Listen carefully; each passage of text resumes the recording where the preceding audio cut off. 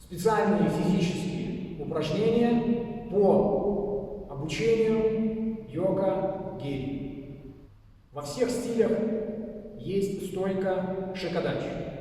Она используется где-то в ката, где-то в кумите. По-разному через нее отрабатывают те или иные технические схемы. Мы сейчас для того, чтобы вывести все на какой-то общий средний уровень понимания, демонстрируем первое упражнение. Это раскрытая позиция, где у нас носки смотрят в левую и в правую сторону, коленки находятся над пятками, корпус ровно и таз продавливается глубоко вниз. В этом положении мы делаем движение вперед-назад на носках. То есть на пятку, на всю стопу мы не наступаем. Мы стоим на носочках. Итак, стойка у нас сформирована, и мы в этом положении начинаем абсолютно ровно, или по крайней мере стремясь к некой вертикальной оси, впрыгивать и выпрыгивать, впрыгивать и выпрыгивать. Топ-топ, топ-топ. Принципиально важно, чтобы после движения вперед или назад не было паузы. То есть мы впрыгнули и остались. Неправильно. Впрыгнули и остались. Неправильно. То есть мы делаем движение вперед-назад, и это является одним счетом. Вот мы встали, и мягко топ-топ, топ-топ, топ-топ, топ-топ. Все время движение на носках. Пяток.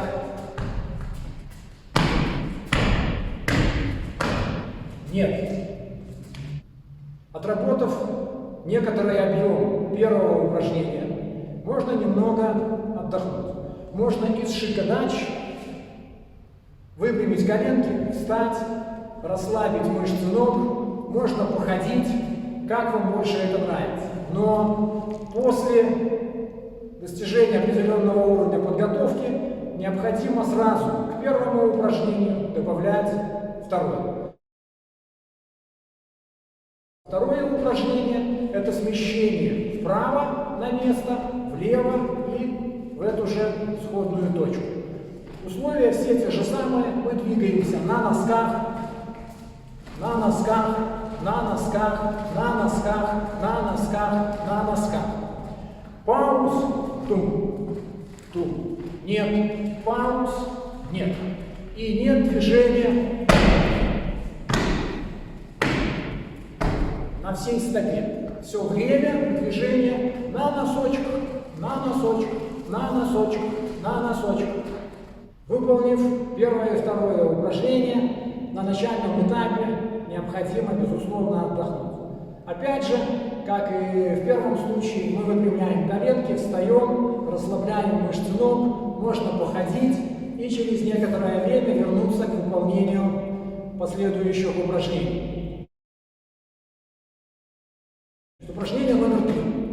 Мы изначально принимаем стойку, уже не совсем она будет кокудзудачи или шикадачи. Это будет некое среднее положение, и вы сейчас поймете почему. В третьем упражнении нам нужно заставить наши бедра скручиваться вокруг вертикальной оси, в левую либо в правую сторону. Для этого мы становимся в стойку. В стиле шатакан это будет стартовая позиция кокудзудачи. Во всех остальных это будет та же развернутая позиция, где у нас носки уходят в разные стороны. Мы стоим в базовой стоечке, и руки могут быть вверху, могут быть внизу. Нас сейчас положение рук не очень сильно интересует. Нас интересует бедра. По-прежнему мы двигаемся на носках. На носках. И наша задача, так же как в первых двух упражнениях, сделать движение вперед-назад, без остановки. Вот мы стоим и прыгаем топ-топ, топ-топ, топ-топ, топ-топ. Для того, чтобы нагрузка была симметрична, мы точно так же меняем стойку и дальше впрыгиваем, выполняя то же самое упражнение на вторую сторону. Топ-топ, топ-топ. Когда мы делаем впрыгивание и раскручивание, то нога, которая стоит впереди, независимо от того, это была изначально стойка окунцудач стиля шатакан, или это была шикадач всех остальных стилей, выполняя, собственно, упражнение, стопа заходит вовнутрь на вкручивание. За счет вот этого положения стопы включается бедро на работу снаружи вовнутрь, снаружи вовнутрь. Вот у нас была еще раз сходная позиция. И вот мы вкручиваемся, выкручиваемся. Топ-топ, топ-топ, топ-топ. Ну и как обычно, пауз. Нет. На всю стопу мы не приземляемся. Ну точно так же, как и на пятки, тем более. То есть все время движение на носках. На носках. Первые 3 упражнения должны были позволить нам существенно увеличить кровоток в объеме малого таза. То есть все, что касается бедер, внешняя поверхность, внутренняя поверхность, икроножные мышцы, голеностоп, сейчас все должно находиться в очень хорошо разогретом состоянии. Имея вот этот разогрев и имея уже некую развернутую структуру по стойке шикадачи, мы переходим на более сложные, более энергозатратные упражнения, которые в своей основе комплексно воздействуют и на приводящую мышцу бедра, и на увеличение подвижности тазобедренных суставов. Для того, чтобы все включить в работу, и мышцы, и раздвинуть суставы, мы глубоко просаживаемся туловищем между бедрами. Стараемся держать вертикальную ось. Для контроля вертикальной оси можно выставить ладошки вперед. И вот сейчас, в отличие от первых 3 упражнений, мы ставим ногу на всю стопу. Не носок, пятка, или там как-то ребро, второе ребро стопы, а сразу на всю стопу. Вот мы ровненько сидим и двигаемся вперед. Топ, топ, топ, топ, топ, топ, топ. Вот мы прошли вперед. И с такой же ровной спиной мы начинаем двигаться в обратную сторону. Также ставим ногу на всю стопу. Топ, топ, топ, топ, топ, топ, топ, топ, топ. В этом упражнении очень важно, чтобы движение было не с большой амплитудой, а вот так, как было сейчас показано, по чуть-чуть, по чуть-чуть, по чуть-чуть, по чуть-чуть, вперед-вперед или назад-назад. Для того, чтобы вы поняли разницу, я показываю еще раз, но уже в неправильной манере. Вот я сел, и вот я пошел двигаться с большим шагом.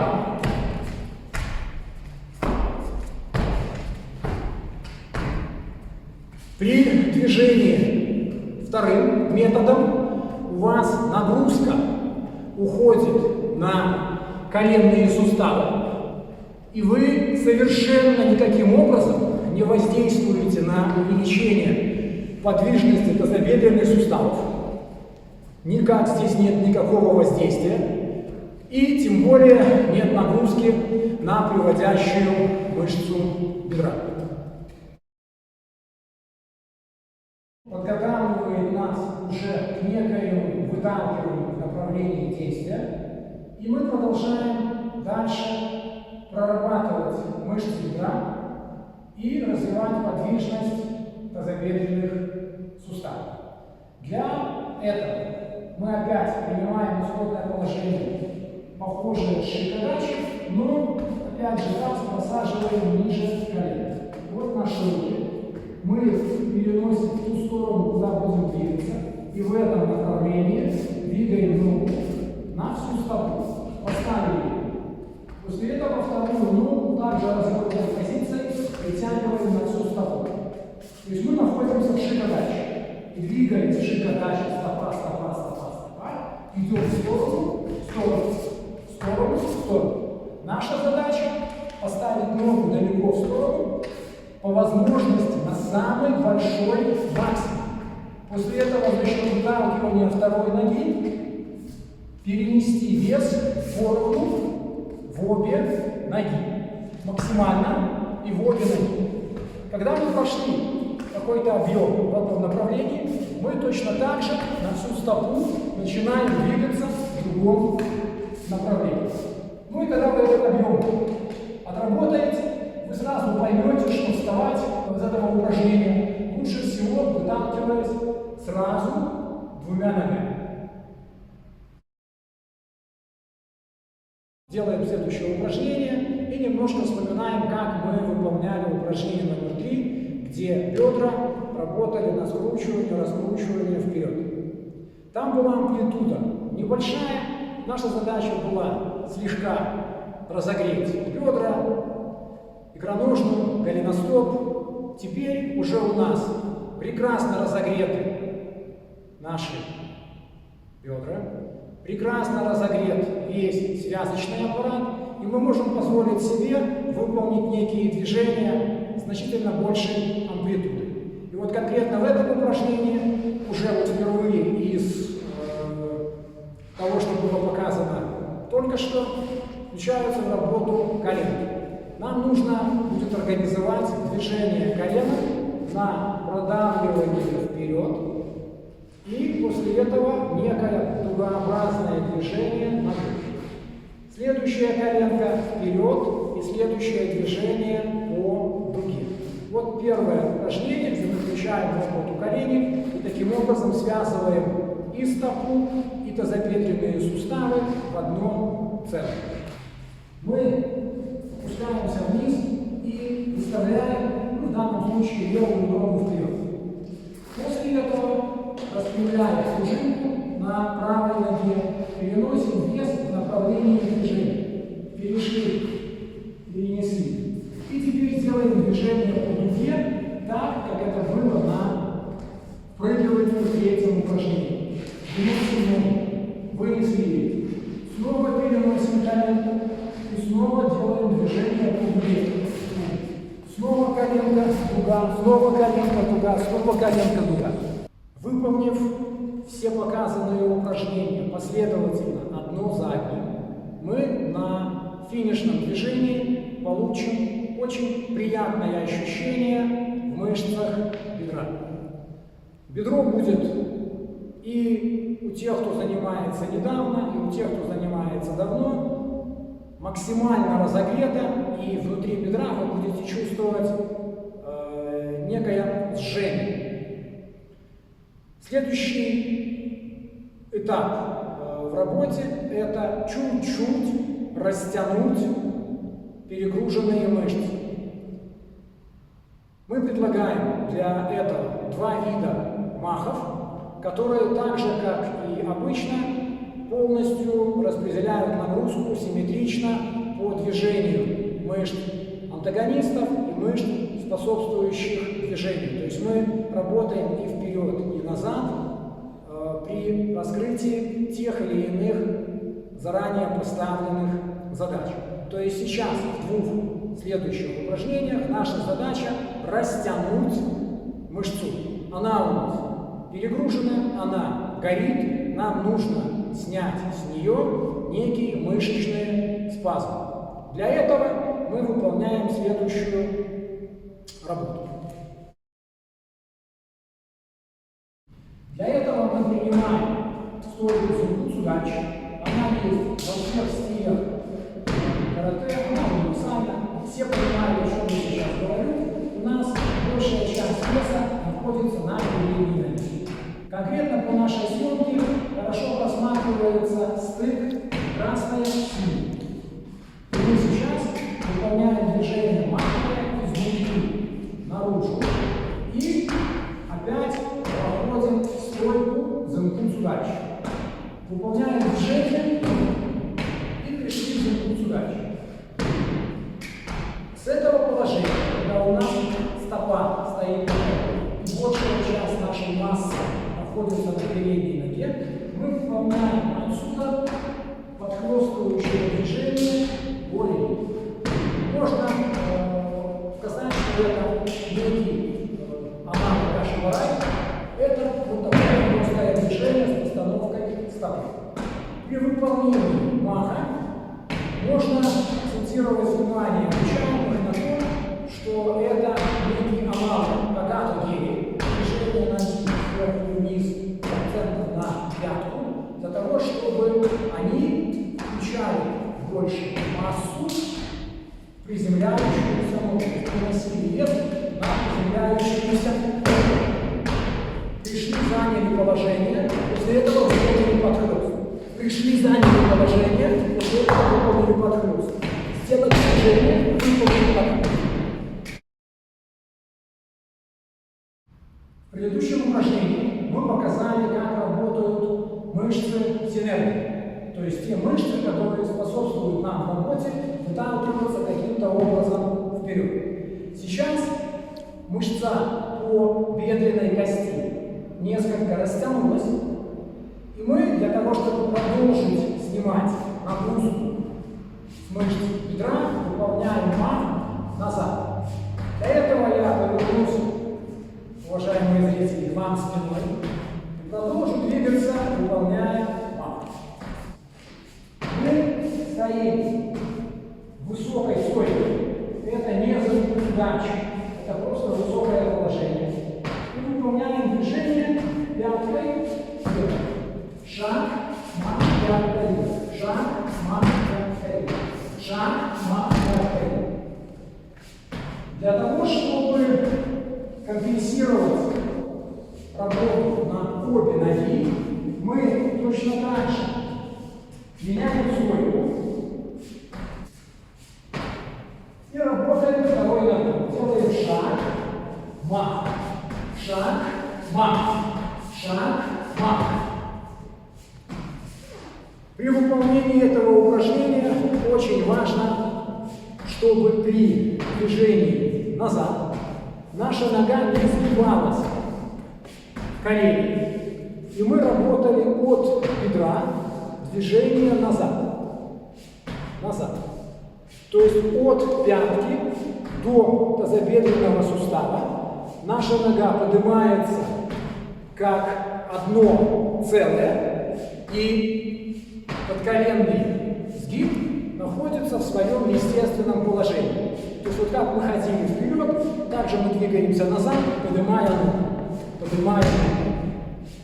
И так же, как на движении вперед, когда мы работали с ускорением движения вниз, точно так же сейчас мы делаем мах назад с ускорением движения вниз.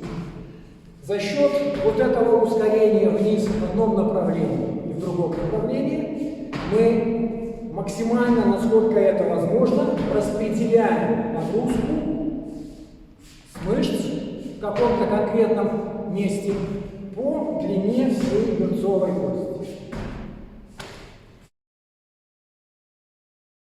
Мы сейчас отработали два блока упражнений. Первый, который непосредственно прокачивает наши мышцы. Нагрузка на мышцу и ее развитие происходит за счет базовых стоек, за счет базовых положений. Второй блок был на растягивание мышцы, то есть возвращение ее к какому-то более-менее первоначальному состоянию. Третий блок упражнений на физические качества связан уже непосредственно с нервно-мышечной деятельностью. То есть мы себе даем команду взрываться и выполняем движение быстро. И это невозможно сделать только за счет мышц. Необходимо какое-то волевое усилие на развитие скорости. Первое упражнение из этого цикла – это очень простое движение, подъем коленки вверх и опускание на пол. Вверх, на пол. Если кому-то интересно, то мы подробно разбирали эту работу в ролике на нашем YouTube-канале, разбирая базовую технику. Это момент формирования и отстрела вниз. Формирование и отстрела вниз. Если кому-то интересно, вы можете найти этот ролик, посмотреть, там все подробно объяснено. Подобная работа, точно так же, как и вся предыдущая, есть во всех стилях карате, она всем понятна, сейчас только мы немножко сакцентируем на это внимание.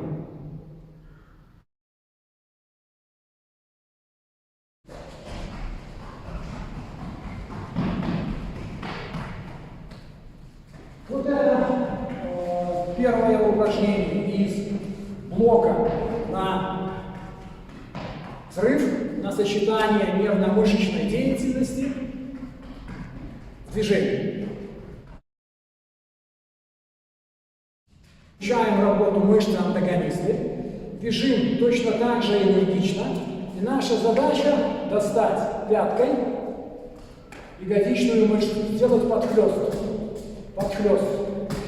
И энергичное движение.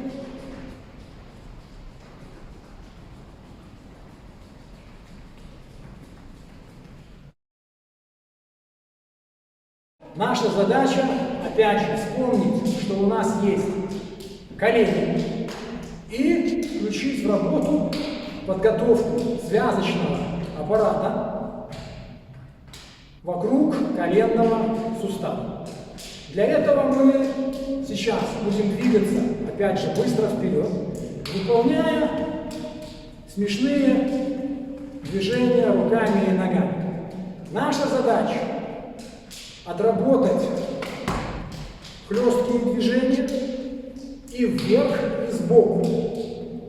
При движении вперед наша задача колено и бедро вытягивать как можно выше. При этом спина, корпус должны оставаться все время в вертикальной оси. Движение корпуса к ногам мы не выполняем.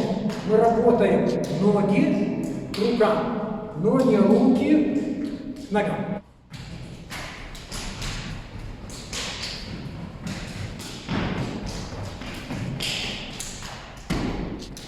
Вот примерно так мы заставляем свои ноги включаться в скоростную работу.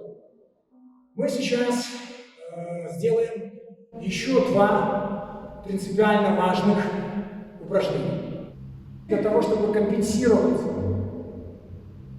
нагрузку, мы будем двигаться спиной. И на этих движениях спиной мы опять вернемся к нашему любимому карате и станем в стойку шикодачи. Вот я стою вертикально, начинаю двигаться спиной и сразу выношу ногу коленом и бедром назад и распределяюсь поровну в обе ноги в стойку шикодачи. Следующее движение. Пошла вторая нога также по дуге назад. И тоже шикодачи, и тоже шикодачи, и тоже шикодачи. Если мы добавим некоего темпа, некоего расслабления в эту работу, то получится все следующим образом. Вот я вынес, вынес, вынес, вынес, вынес, снова. При выполнении этого упражнения на некой скоростной составляющей мы будем приходить практически в одну линию к шикодачи. И это принципиально важно. И это принципиально важно для этого выполнения. То есть мы опять возвращаемся к работе на увеличение подвижности тазобедренных суставов.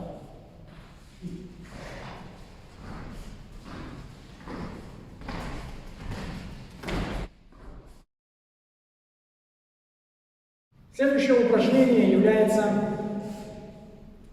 кульминацией нашей скоростно-силовой работы. Оно очень сложное, но тем не менее оно есть, оно существует, и его необходимо выполнять хотя бы в каких-то периодах тренировочной деятельности. Смысл этого упражнения пересекается с предыдущим. Мы опять же двигаемся спиной, двигаемся, опять же, стремясь оказаться в некой условной шикодаче. То есть нам важно, чтобы стопы были разведены, и мы выталкивание производили с вот этих стоп. Опять же у нас спина вертикально, мы никуда ее не наклоняем и максимально сильно выталкиваем колени. Нам важно, чтобы колени поднимались на уровень груди. При этом у нас есть ориентир татами. И при моем росте я должен двигаться, ориентируясь на одну линию и на вторую линию татами. То есть я должен широко приземляться на пол. Выглядит это все примерно так.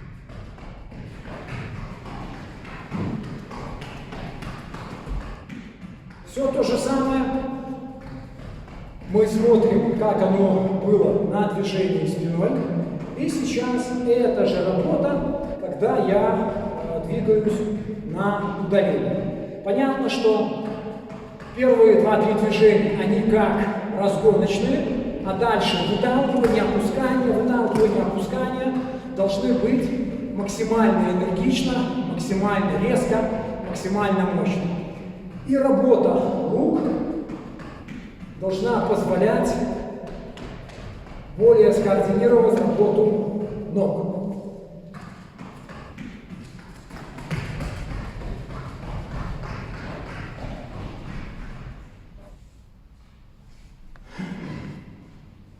При этом вы видите, что при определенном уровне подготовки практически дыхание не сбивается. Я продолжаю разговаривать с вами так же, как говорил в самом начале. То есть это все достижимо любым из вас при определенном тренировочном объеме. Мы последовательно прорабатываем мышцы ног. Начали мы с бедер, где-то в процессе вошли в подготовку связочного аппарата коленных суставов. И сейчас мы плавно подошли к тому, что нам нужно, как мы хотим этого или не хотим, развивать подвижность голеностопа. Это раз. Ну и там тоже есть связки, которые нам нужно включать в работу для того, чтобы в некий момент организовать определенный взрыв с определенным усилием. Значит, сейчас, аналогов в других стилях я не нашел, поэтому упражнение, которое присуще исключительно стилю Шотокан, это работа из стойки кибодачи. Значит, стойка кибодачи – это по ширине та же самая позиция, как и шикодачи, но направление колен не раскрыто, а в направлении стоп. То есть мы понижаем центр тяжести и отодвигаем ногу в сторону на то же расстояние, как если бы мы сидели в шикодаче. Вот у нас кибодачи, стопы, колени, проекция коленок направлена вперед. За счет того, что мы находимся в этом положении, у нас происходит некое тяжение в голеностопе, и мы дальше продолжаем прокачивать мышцы бедра. Упражнение выглядит следующим образом.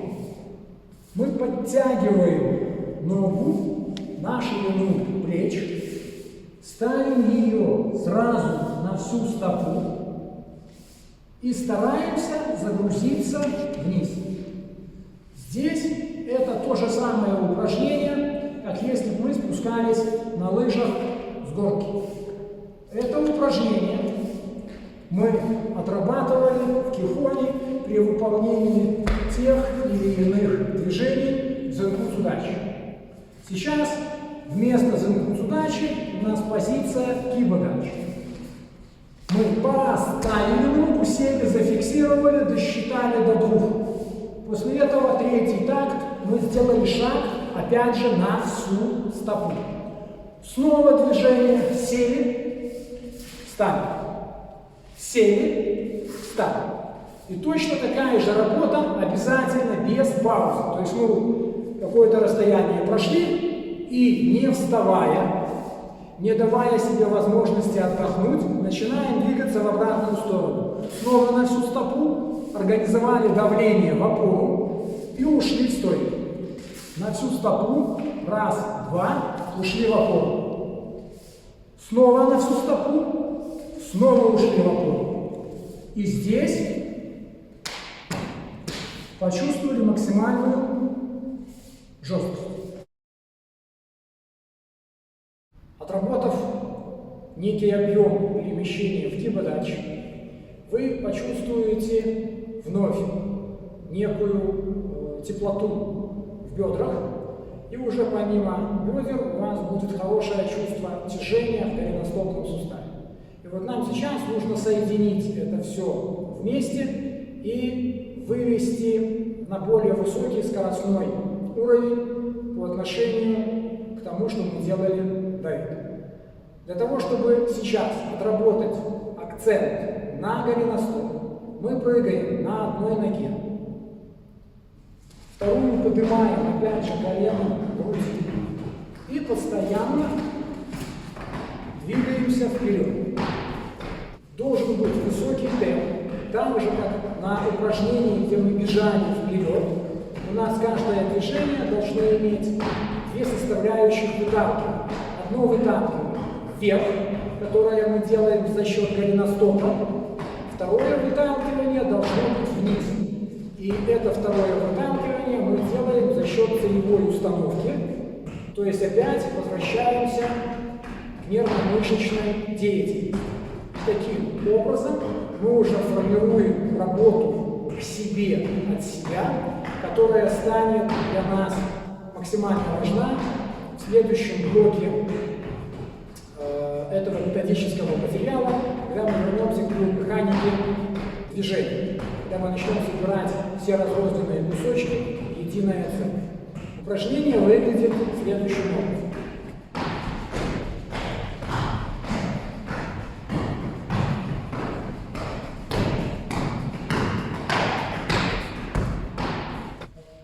В демонстрации непосредственно сейчас я постарался показать вам амплитуду действий. Надеюсь, было хорошо видно, что колено доходит до уровня груди и отсюда резко опускается вниз. Это базовый уровень. Продвижение дальше в подготовке связано с тем, что необходимо увеличивать скорость движения вперед. И чем быстрее мы можем двигаться, не нарушая технические параметры, тем выше уровень нашей готовности. Спасибо, что смотрели.